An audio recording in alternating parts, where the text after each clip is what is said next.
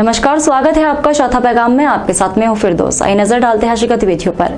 शहर के यातायात थाने के पास लगभग 3 माह से शासकीय योजना का काम चल रहा है, लेकिन कर्मचारी काम करने की बजाय शराब पीकर निर्माण स्थल पर पड़े हुए हैं।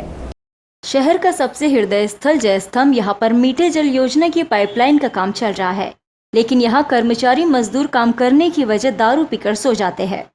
स्थानीय लोगों का कहना है कि लगभग 3 माह से काम चल रहा है, अभी तक पूरा नहीं हुआ। जिन कर्मचारियों को काम के लिए भेजा जा रहा है, ये सभी मजदूर दारू पी रहे हैं और गड्ढे में ही सो रहे हैं, जिस कारण काम समय पर पूरा नहीं हो रहा और इससे रोडों पर आए दिन जाम लग रहा है। यहाँ से गुजरने वाले वाहन चालक, पैदल यात्री काफी परेशान हो रहे हैं।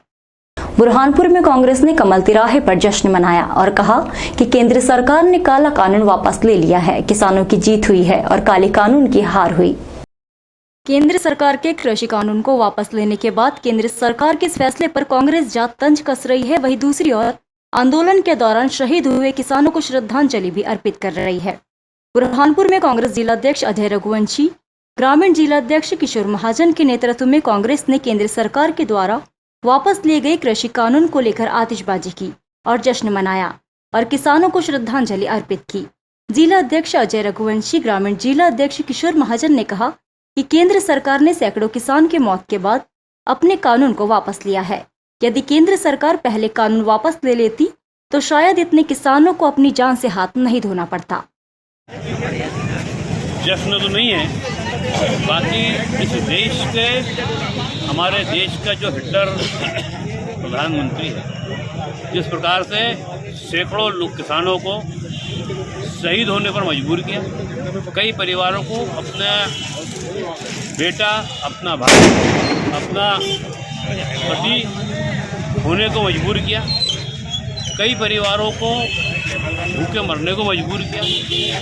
ऐसे प्रधानमंत्री ने आज जो किसानों की जो लड़ाई थी, किसानों का जो हक था, उस अधिकार को जो उन्होंने काला कानून बनाया था, उसको जो वापस लिया है, ये किसानों की जीत है। और आज उन शहीद किसानों की सच्ची श्रद्धांजलि है, जिन लोगों ने अपना सर्वस्व निछावर करके किसानों के अधिकार की लड़ाई लड़ी और किसानों को उनका अधिकार दिलाया है। तो आज उसकी खुशी में हम यहाँ पर आतिशबाजी भी कर रहे हैं और श्रद्धांजलि भी उन शहीद किसानों को दे रहे हैं और सरकार से मांग करते हैं कि अब आप जो कहते थे कि किसान आतंकवादी है, आप कहते थे कि जो उनको सहयोग कर रहा है वो आतंकवादी है, वो देशद्रोही है, तो वो भी वापस ले अपने शब्द और किसानों से माफ़ी मांगे और जो शहीद किसानों को 5 करोड़ एक परिवार को देकर उनके परिवार के प्रति सहानुभूति रखी। नगर निगम के अधिकारी शहर में नगर निगम की दुकानों का बकाया किराया वसूल करने निकले।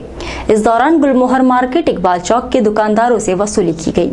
नगर निगम ने एक लंबे समय से शहर में सैकड़ों दुकानदारों को अपना किरायादार बनाया है और समय समय पर दुकानदार नगर निगम को किराया भी जमा कराते हैं, लेकिन कई दुकानदार समय पर दुकानों का किराया जमा नहीं कराते।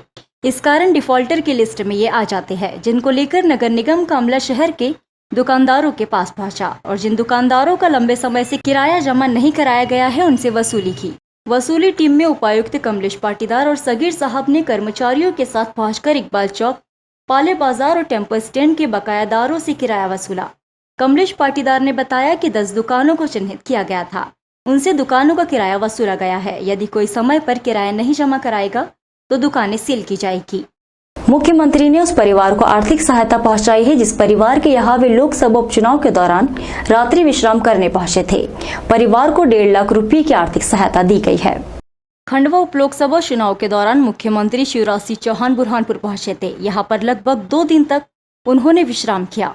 इस दौरान वो बहादुरपुर में स्थित प्रधानमंत्री आवास योजना का लाभ लेने वाले तुकाराम के परिवार के यहाँ रुके थे। उन्हें पता चला था कि तुकाराम की आर्थिक स्थिति खराब है, उसका बैंड बाजे का कारोबार 2 साल से ठप पड़ा हुआ है।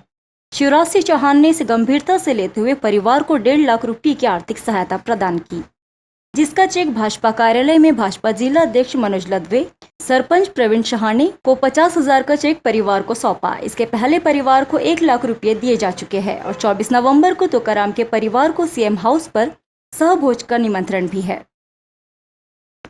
आप सभी जानते हैं कि माननीय मुख्यमंत्री शिवराज सिंह चौहान जी चुनाव के दरमियान बुरहानपुर जिले में पधारे थे और बहादुरपुर गांव के मेरे बाजू में बैठे तुकाराम गवई जी, इनके परिवार में आप मुख्यमंत्री निवास किया, एक रात इनके यहाँ रुके और इनके परिवार में इस प्रकार घुलने मिले कि इनकी परिवार की सारी स्थिति को उन्होंने जाना, समझा और आज तुकाराम जी को प्रशासन की ओर से 1,50,000 का सहयोग मुख्यमंत्री जी ने आपको किया है। 1 लाख रुपए इनके खाते में डल गए और 50,000 का चेक हमने आज इनको दिया है कि ये वापिस अपना जो बैंड का व्यवसाय है वो सुचारू रूप से चला सके, उसको चालू कर सके और अपनी रोजी रोटी में लग सके, ये एक विषय है।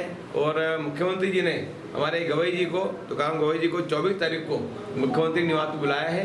24 तारीख को शाम को 7 बजे मुख्यमंत्री जी का, गवई जी परिवार और मुख्यमंत्री जी के परिवार का एक सहभोज का कार्यक्रम वहाँ आयोजित मुख्यमंत्री निवास पर किया है। तो इसलिए भी मुख्यमंत्री जी का बहुत आभार हम व्यक्त करते हैं, बहुत धन्यवाद देते हैं कि आपने हमारे तुकाराम गवई जी को याद रखा और हमारे जिले को आपने याद रखा और हम उनको आपने निमंत्रण दिया, इसलिए मुख्यमंत्री जी का बहुत बहुत आभार, धन्यवाद। बुरहानपुर जिला अस्पताल में मरीजों की संख्या बढ़ रही है तो वही संसाधनों की संख्या कम हो रही है। मरीजों की संख्या बढ़ने के कारण बेड की कमी आ रही है, जिस कारण एक बेड पर 2 मरीजों को उपचार करना पड़ रहा है।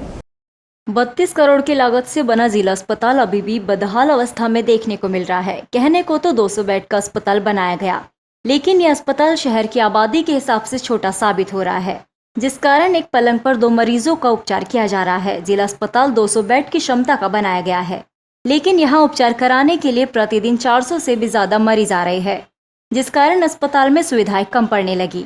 इस पूरे मामले में जिला अस्पताल के civil surgeon doctor Shakeel Ahmed का कहना है कि हमने शासन को पत्र लिखा है कि जिला अस्पताल को 300 बेड का किया जाए, ताकि जिला अस्पताल में जो मरीज बाहर से आ रहे हैं उनका बेहतर तरीके से उपचार किया जा सके। मरीजों को बेड और अन्य संसाधनों की कमी महसूस हो रही है, इसके लिए हमारे द्वारा ऊपर पत्र लिखा गया है।